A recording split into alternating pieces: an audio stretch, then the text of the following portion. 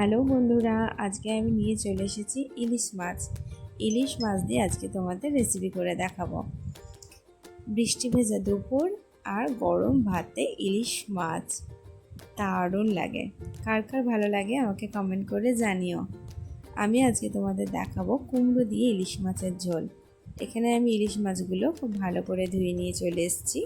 ওর মধ্যে আমি দিয়ে দিলাম স্বাদ মতো নুন, হলুদ, লঙ্কা গুঁড়ো, জিরে গুঁড়ো আর কাঁচা লঙ্কা দিয়ে খুব ভালোভাবে মেখে নেব। তারপর আমি এখানে তেল গরম করে ওর মধ্যে কালো জিরে ফোড়ন দিয়ে দেব। তারপর মাছগুলো একে একে আমি ছেড়ে দেব। এই দেখো, ঝোলটা খেতে দারুণ লাগে। আমার তো সর্ষে ইলিশের থেকে কুমড়ো দিয়ে ঝোলটা খেতে দারুণ লাগে।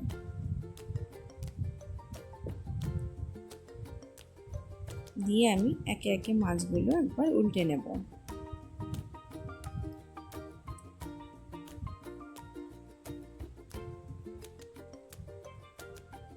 এই ঝোলটা খেতে এত টেস্টি লাগে, তোমরা একবার ঘরে করে দেখো, দারুণ লাগবে। এরপর আমি কাঁচা পাকা কুমড়োগুলোকে দিয়ে দিলাম, দিয়ে ভালোভাবে হালকা হাতে কষিয়ে নেব।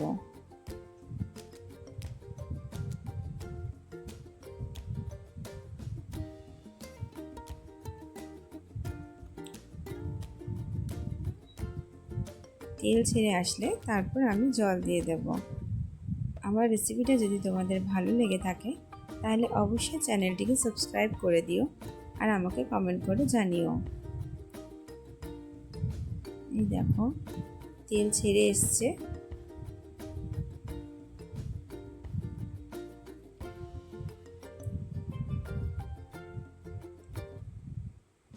এবার আমি জল দিয়ে দিলাম। জল দিয়ে ভালোভাবে মশলাগুলোকে মিক্স করে নেব।